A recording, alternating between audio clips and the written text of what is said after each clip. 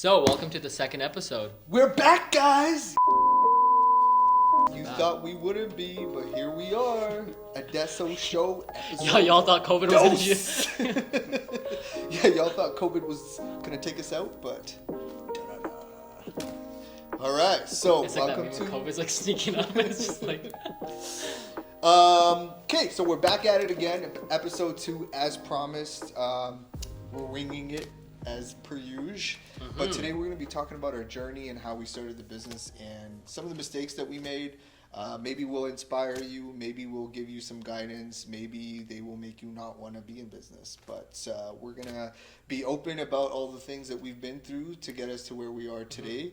And hopefully it helps somebody. But for the most part, we're just here to talk. Yeah, I think it's a good time to talk about it because with the whole COVID situation, a lot of people are losing their jobs. So when the economy kind of sucks, there's a lot of entrepreneurs that are born. So I think it's like the perfect opportunity for us to talk about our journey. And if it inspires some people to come down and like talk to us or even ask us how we started and like motivate them, then Yeah. If there's anything that you've ever been thinking about, like, oh, I've always wanted to start that business and stuff, now is the perfect time to do it. Like, everybody's just kind of sitting at home, like, you got a lot of time on your hands. Might as well start it up. There's no time like now for anything. Yeah. You know, even if times are tough or not tough or whatever. I mean, if you have an idea, you just gotta go for it, and that's kind of like what we did. I'd be interested to see, like, you know, I know my perspective of how we started the business and where we are now, but you know, Lucas, like, what's your earliest perspective of how our business started? When we first talked about it, we wanted, like, it was Adesso accessories. That was the first thing. It was all men's accessories. It wasn't even Adesso at that point. Yeah, it was just kind of a concept, but we thought that we would start up like an accessories company because there wasn't much out there for guys, and that we would just blow up and we would be so successful and making millions like right away, and we'd be in every store and all that too. So that was kind of our first perception. So where did those conversations start? Because it's kind of important. Because I mean, it's you know, we were talking about it for a while. That's true. It literally started probably like 500 meters from where we are right so now. Funny. So the mall that we're in right now, Abdul and I used to work just kind of down that way.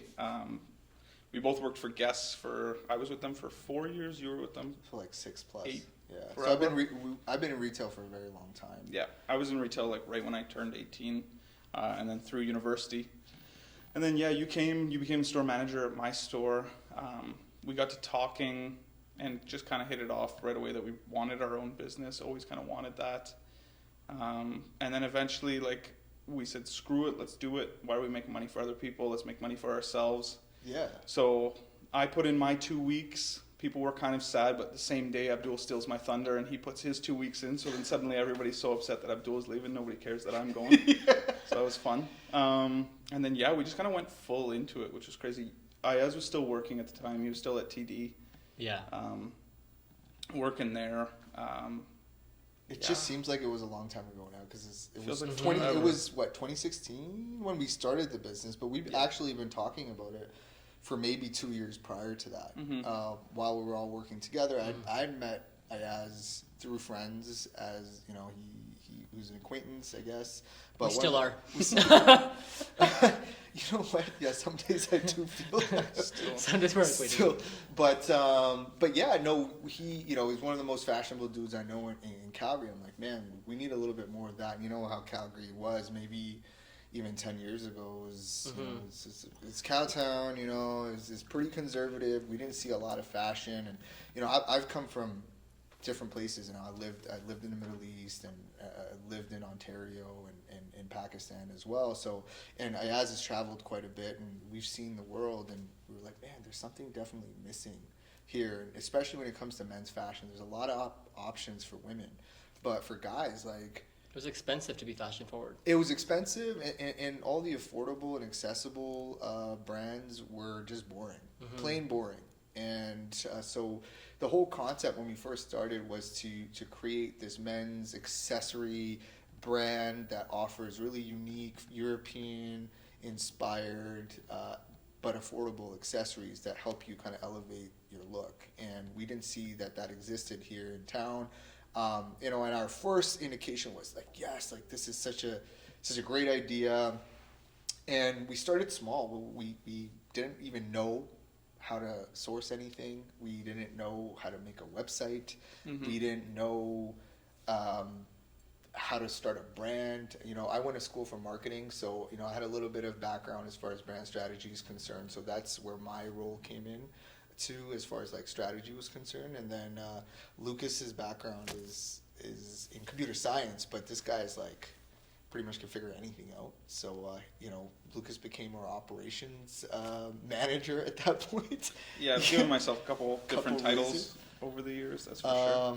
But yeah, so Lucas was the one that kind of figured out where and how to source things, and Ayaz was the creative director and the direction of, you know, what to buy and all the accessories that would work well. And again, based off of his experience and his research and his own personal style, we were able to curate our first collection, if you may, and it was. And I think a lot of people are there right now where they have an idea of what they want to do, but they don't really know where to start. And I think you should really talk about how to start. Like, a lot of people have an idea, but they actually don't know where to source these products from, how to design them, what to do. So. Yeah. First thing I did was just went on Alibaba. Like, it's such a good website. Like, it has so many suppliers on there. I didn't know how to like look for like trusted suppliers or anything though. So we just kind of winged it, found some suppliers that were like, yeah, we like those products, placed orders, got them in. We thought they were so nice at the time. Now we look back to them and some of them were kind of meh. Like, we wouldn't be selling them today, but you got to start somewhere, right? So yeah, I went on Alibaba, found the suppliers and stuff. To anybody that wants to start that out now, though, I always say, like, find like a trusted supplier. Look at how many years they've been on there. Cool thing with nowadays too is if you download like WhatsApp and WeChat, you can message them directly on that. So then it's like you can instant message instead of sending emails and you're just sitting there waiting till 7 at night our time for them to respond in the morning. You can just keep texting them throughout the night, which is really good. So, and the good thing about working with suppliers is that if you don't know how to design a product, what they'll do is they'll kind of give you a guideline as to what they're looking for, what file type, what like the tech packs that they're requiring. Because a lot of people, like, obviously, if, like for Lucas and I, we didn't go to school for design. It's just a passion of ours. Yeah, all our suppliers were really understanding at the start that we were like, hey, like, we're just starting out. What do you guys exactly need from us? This is the type of product we want to produce. We can draw it out. That's essentially what Ayaz would do, is pen and paper, and we would take that and just kind of go to the suppliers and all of that. Yeah. So that was kind of the beginning, but I mean, even with the brand in itself, so as far as the brand is concerned, that's also a really important part. Right? Obviously, you want to have the brand vision, what you want to do, who it's for. Those were the most important things. Obviously, at that time when we first started out, we didn't really have a lot of structure or plan or strategy of how we were going to do it. We knew kind of what we wanted to do, and even with the brand, the name Adesso, it was basically just, hey, let's look at some Italian names, and the first, like, literally the first one that came up, and Adesso, for those of you who don't know, means now or in the moment or, you know, current. So kind of related to what we wanted to do, and the whole idea was we wanted to be trendy and very much in the moment and in the now, and that was kind of the concept that we were going after. Plus, having that European inspiration as far as our brand is concerned, the Italian name kind of fit, and then also Lucas happened to have a Italian background. Yeah. Which for those of you who don't know, is he might not look it, but he is a ginger Italian. Well, I got a little ginger. And a lot of people don't get it too because my last name's Anderson, so it's like my dad's side is Irish, yeah.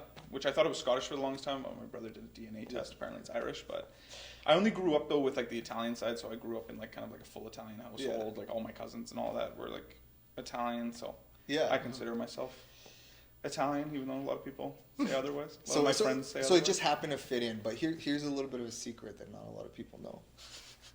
Lucas was not my first choice. I know. I was going to bring that up. So technically, when you know, conceptually, it was kind of my idea, but it was with another individual, and we had originally kind of conceptualized this idea of bringing in fashion accessories from Europe and having, ties and pocket squares, especially Italian made stuff. And we started to really research into it, and I loved the idea and just started that. And that research phase, Buddy decided that, it wasn't for him or didn't see viability in it or just had other commitments. And Thanks then, for being busy. I appreciate it. And you know what? That's the way sometimes, life works. And so one door closed, but another opened. And I was like, man, like, who else would be a really awesome person on an operations side? Because, I mean, from a vision standpoint, from a brand standpoint, I kind of knew and I really wanted to drive that piece. But I don't have experience in sourcing. So I, knew that we needed to build a team for that.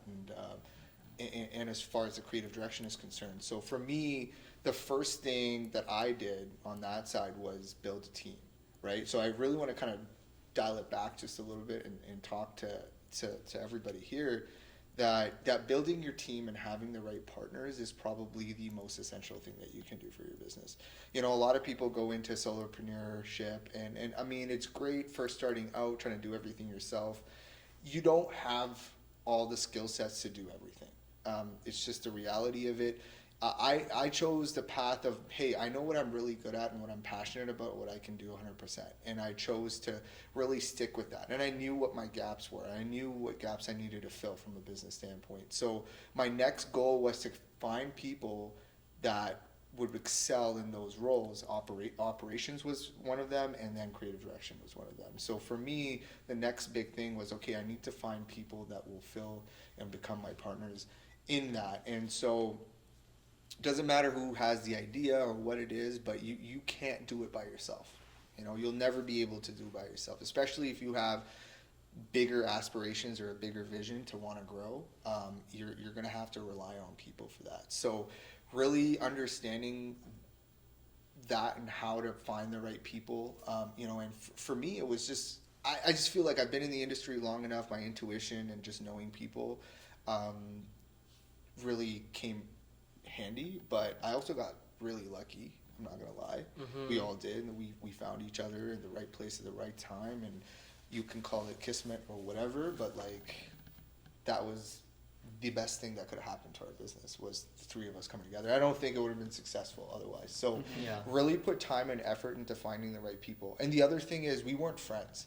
And so we know a lot of people go into business with their friends or family. In my experience, not a good idea. Personally, I suggest that either. And just because you want to have that bit of separation, and being in business with somebody is not easy, right? There's going to be issues. There's going to be ups and downs. There's going to be stress and pressure. And when you have a closer relationship with the people that you work with, sometimes things can boil over. And for me, and I know for me personally, my personal relationships are way more important than business. And I always put them above that. So I wouldn't want to have a strained relationship with a friend or family. So, don't do that.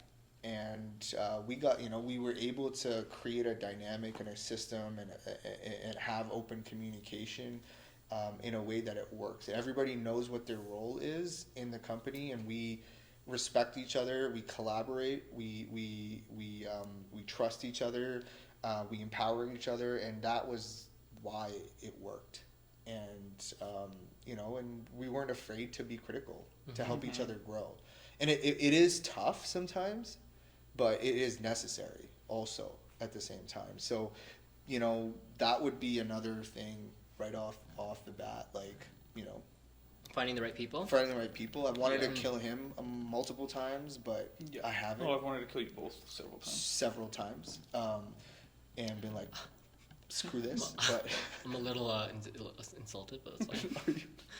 But I'm sure this is brand new information to me. No, I'm joking.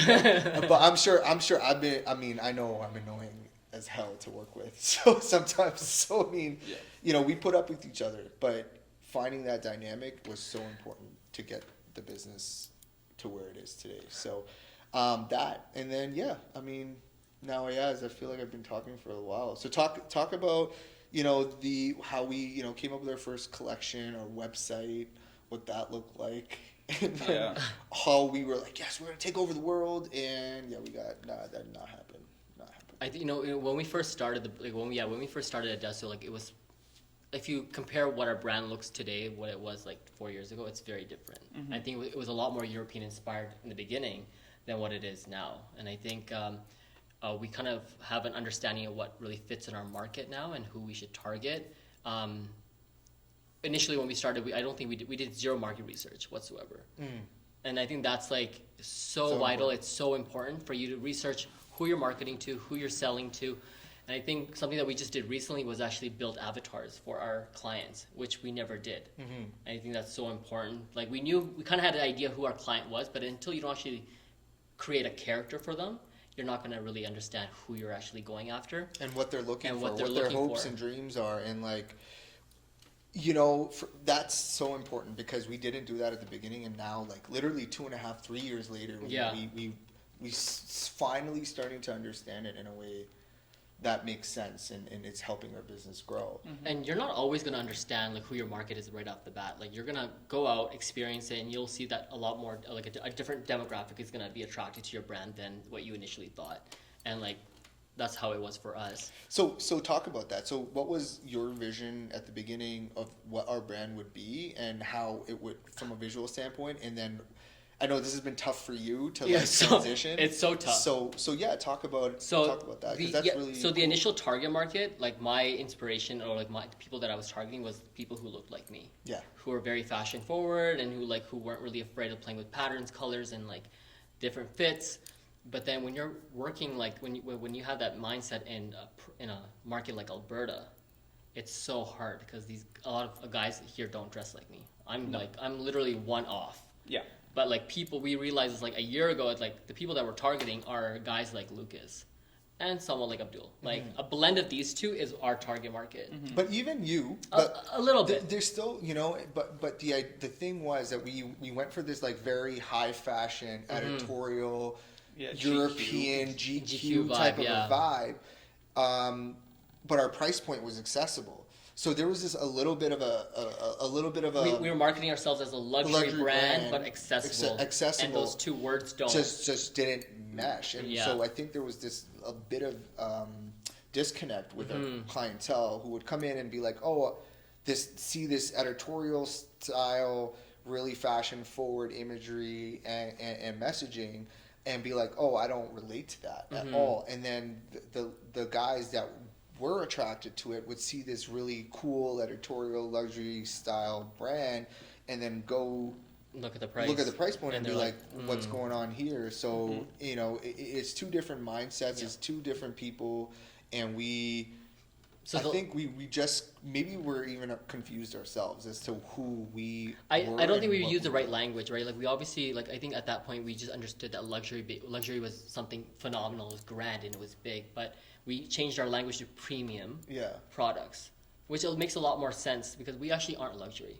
But our products are high quality, and they're premium products. Yes. So it does resonate with the clientele more when you're like, hey, these are premium goods, but these are affordable. Yeah. So the lesson here was for us, from where we started to where we are now, was we were always working on our brand. We were flexible. We were always trying to solve the problem within our brand. You know, a lot of times what happens is when people start a business, they get really stuck into this vision of what they think their brand should be or what it's going to become in the future. And they're so stubborn and they don't want to change and they're not flexible, even though your market is asking for something completely different. So our mentality now, and you know, I'm so happy that we've changed this way, is it's a service mentality, right? So we look at it, who is it for? Who are the people that are being impacted by our brand? Who are the people that are supporting us? Who are the people that want to be part of our community? And what are they looking for? What are their hopes, their dreams, and their desires? And how can we get them there, right? And how can we take them from point A to point B? How can we create change in their life to a point where, you know, it resonates with them to a point where they want to be part of that community and continue that relationship with us. And so instead of it being about us, which is very egocentric, which is what when we initially Yeah, started, it was yeah. about us. It was about what we want Adesso to be and how what we wanted envision. to implement on others. Exactly. Like our worldview of fashion on other people. Instead of really looking at who our clientele is, who our market is, and what they need, and being able to solve their problems. Yeah. Rather than trying to impose what we believe. So really getting to know them. Yeah, like our perception of fashion and what we thought was in trend was very, very different in how we should run our business to what it is now. Yeah. Like our perception is completely different. Now we Completely understand different. that there's a lot more different viewpoints when it comes to fashion and trends and like what people want. And I think, what you just tried dialing back to what you said, like we were flexible. Yeah. We weren't so stubborn in the way we wanted to market our brand or what we wanted to bring forward. We were flexible. We're like, okay, if this is what our client wants, this is what our client's gonna get. And then you'll see an evolution, like through the past couple of years, you'll see an evolution of our brand changing from an accessory brand to like a lifestyle brand. And I think that's so important for companies nowadays too, is you have to evolve. You have to like every single year be paying attention to like not only what the trends are, but like what your clients are looking for and what people want and what their needs are, right? Their needs change all the time. And you see too many companies now that have been around for so long that they've done the same thing for so long, and now they're going under because people keep going into their shops and they're like, it's the same stuff. Like it's been the same. Yeah, and that's the other thing too. The fact that we are at the stage that we can be a lot more flexible. Larger companies have a hard time being flexible or being able to change because that's like changing an entire system and a process. And the advantage of being a small or medium-sized business is you have the ability to be able to change and be flexible, which I'm thankful for sure at this point.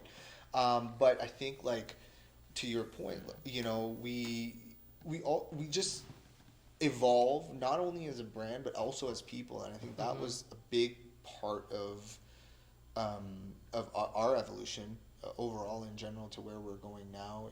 Being more purpose driven, understanding what impact we possibly could have on people in our community, and taking that responsibility and actually doing work that matters. And like that's been a massive shift in philosophy, and that's something that I really want to say is like, as a business owner, be open to changing your philosophy, learning new things as you're evolving as a person. You're not the same person you were 4 years ago. There's cycles in life, and if you're stuck in the same patterns as before, the same habits as before, it might not be beneficial for you in real life. You continue those patterns. So always be open to like learning and changing, and being introspective within yourself as a human being, but also from a business standpoint. If you're continuously introspective and not stuck in your own head, in your own bubble, take the ego out of it. And I think that was something that we had to really do was to take the ego of what we thought our brand should be to like, no, let's take that out of it and let's look at what is the market asking from us? What are people asking from us? So I know being humble and being taking ego out of your decisions as a brand would probably be like one of my biggest tips as a business owner or a person that's wanting to start a business. But yeah, like, and then the journey continues. Our website has evolved. Oh, so much. We thought it was the best thing that we've ever created, and we went live and we didn't get a lot of sales. No. And so we pivoted. We changed our approach, which was pop-up markets, face-to-face interaction with our customers. We changed our strategy completely from being an online-only brand to being a brand that is an omni-channel brand, really getting in front of our customers, really talking about the product, really focusing on the local market and creating a following, right? The only way that I believe that you can grow or sustain yourself as a brand over time is by having a really great core customers and followers and ambassadors that love you and want to support you and believe in your mission and align with you. Those are the people that are gonna move you. What's that saying? Like 1,000 customers? Yeah. So I believe if you have 1,000 loyal customers, you're a successful brand. Yeah. Because they will advocate for you. Those 1,000 people should, if you're putting out a product or a service that is exceptional, these people will go and be your advocates. You know, I always use the example of iPhone or Apple. You know, I don't see a ton of Apple ads, but you know, when do I hear about an Apple drop or they're coming out with new products? It's from my friends. It's from people because they're talking about it. They become your ambassadors. They become your voice. So really making that a huge focus, and how can I nurture 1,000 people? Yeah. And like, on average, like I think they spend like over $600 a year on your brand. So Yeah. if you can just calculate that 1,000 of those, you know, it's transactions not on hard average. it's not hard to create $1 million brand that way. I know our time's running out here. We want to keep it under 20, so maybe we'll make this part 1 of episode 2, and you know, we'll come back next week or the next time here with a little bit more information on our brand and our journey and where we've been. So at this point, we'll leave it at, you know, before we end, I know you mentioned one tip Yeah. for a business owner was to As to what? I forgot. I forgot what was this one tip. Because if I can give one tip, it would be Not have ego. I know In your it business. was another one. Oh my God. Oh, we have so many tips. So many tips. But that brings us to that point. That Yeah. if any of you guys are thinking of starting up your own There you brand go. or business or anything, shoot us a message or leave a comment down below if you have any questions about how to start out your brand, how to source products, how to figure out like the avatar for your perfect customer, anything at all. Yeah. Message us and we'll answer it in the next video. In the next video. Okay, so thanks for watching episode 2, part 1 of maybe 3, 4, who knows? But no, appreciate your time and check you later. Thanks.